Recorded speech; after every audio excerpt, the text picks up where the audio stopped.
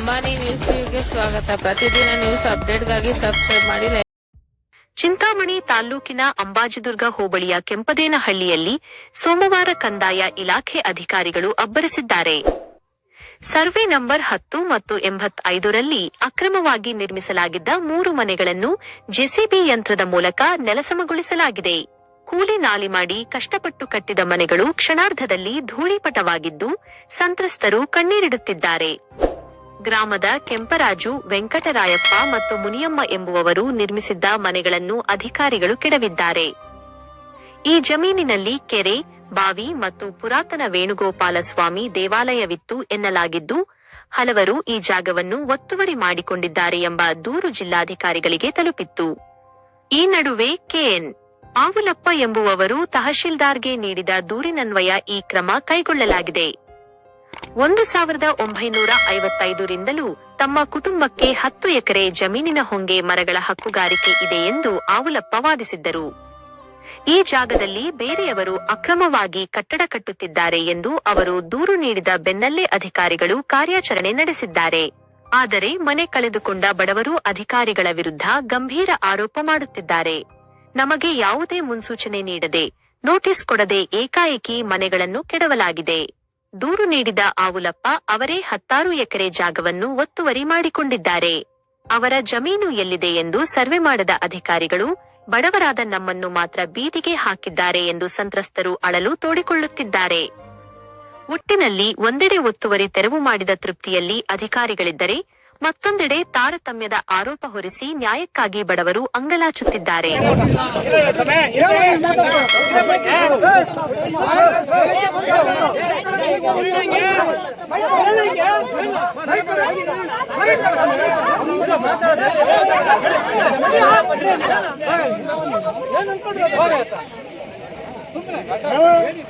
ಅಲ್ಲೇ ಸರ್ ಅವರು ಯಾರು ಸರ್ ಕೇಳೋದು ನಿಮ್ಮನ್ನು ಕೇಳೋದು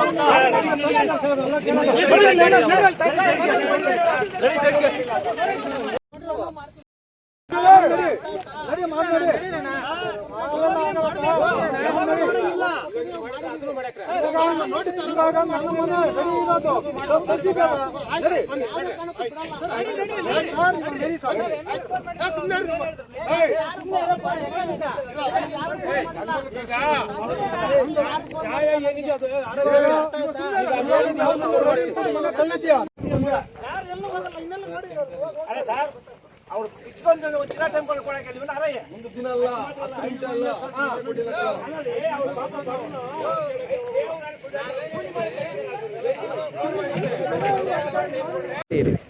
ನಮ್ಮ ಹೆಸರು ಲೋಕೇಶ, ಚಿಂತಾಮಣಿ ತಾಲೂಕು, ಚಿಕ್ಕಬಳ್ಳಾಪುರ ಜಿಲ್ಲೆ, ಅಂಬಾಜಿದುರ್ಗ ಹೋಬಳಿ, ಕೆಂಪದೇನಹಳ್ಳಿ.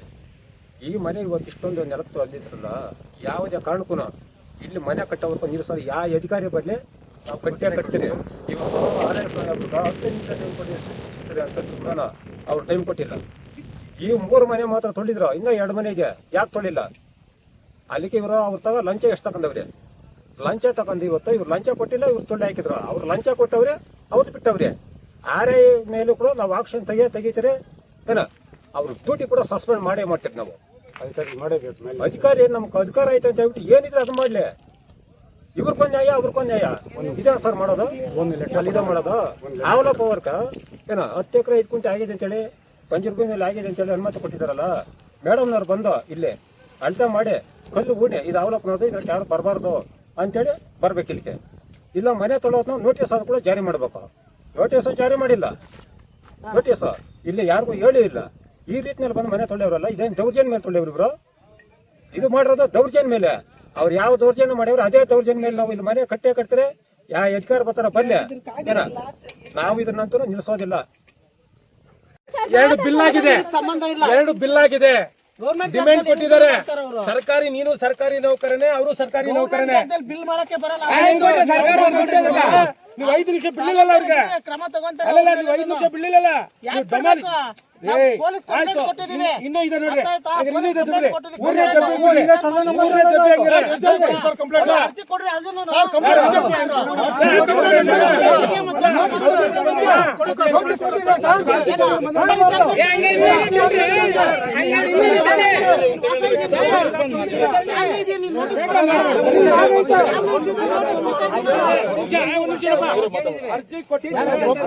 ಬರ್ಬೇಕಲ್ವಾ? ಆಸೆ ಇದ್ದಿದ್ರೆ ನಾವು ನೋಟಿಸ್ ಕೊಡ್ತಾ ಇದ್ವಿ. ಸಾಮಾನುಗಳು ಎಲ್ಲ ತಗೊಳ್ರಪ್ಪ ಅಂತ.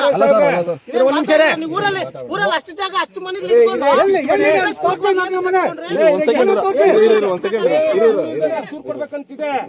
ಸೂರ್ ಇಲ್ದವ್ರಿಗೆ ಸೂರ್ ತಗೊಳ್ಳಿ, ಕೊಡ್ಬೇಕಂತ ನೀವು ಕಾನೂನು ಇದೆ. ಮನೆಗಳನ್ನಲ್ವಾ ಇದನ್ನೆಲ್ಲ ತಗೊಳ್ಳಿ, ಅದಕ್ಕೆ ಪ್ರೊಸೀಜರ್ ಇದೆ. ನಿಮ್ಗೆಲ್ಲ ಕಾನೂನು ಗೊತ್ತಿರೋದು. ನಿಮ್ಗೆಲ್ಲ ಕಾನೂನು ಗೊತ್ತಿರೋದು. ಏಕಾಏಕಿ ಸರ್ಕಾರಿ ಜಾಗದಲ್ಲಿ ಮನೆ ಕಟ್ಬಿಟ್ಟು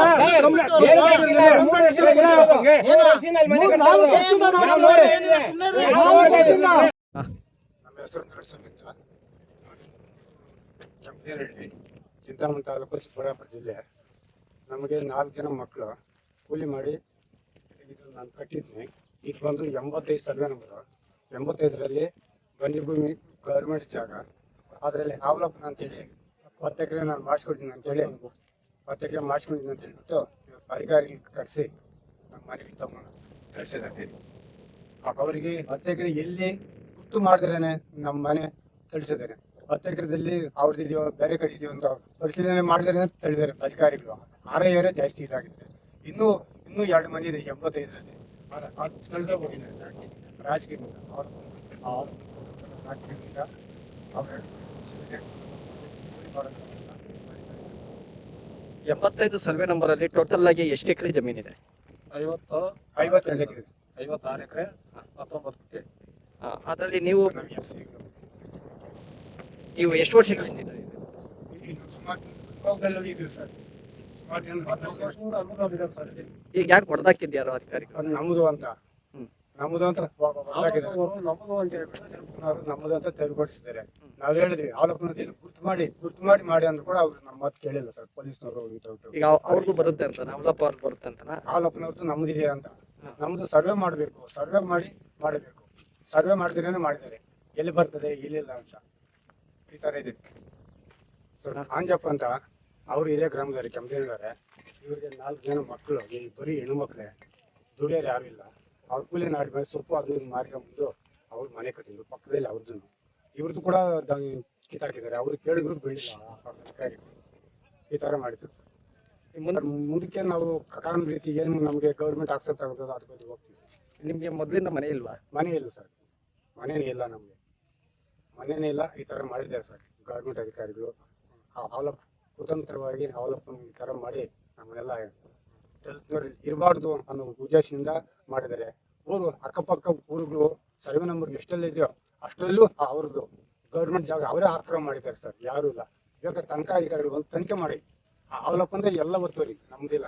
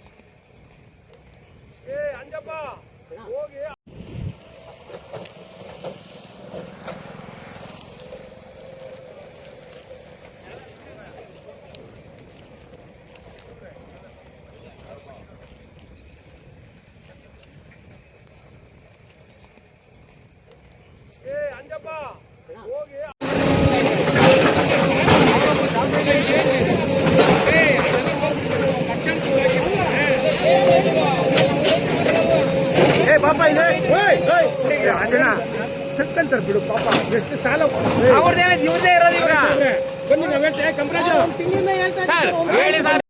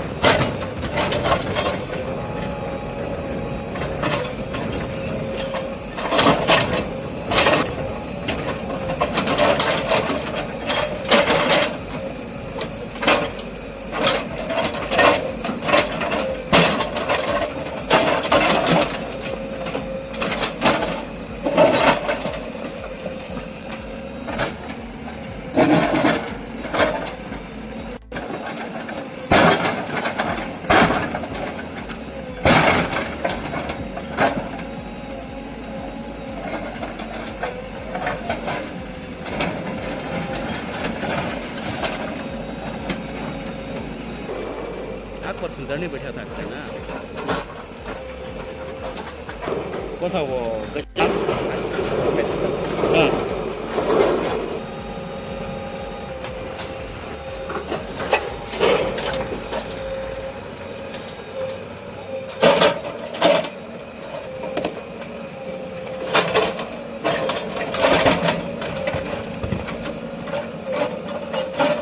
baik kok penjari atau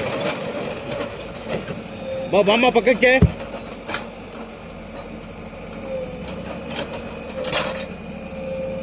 ಆಯ್ತು ಆಯ್ತು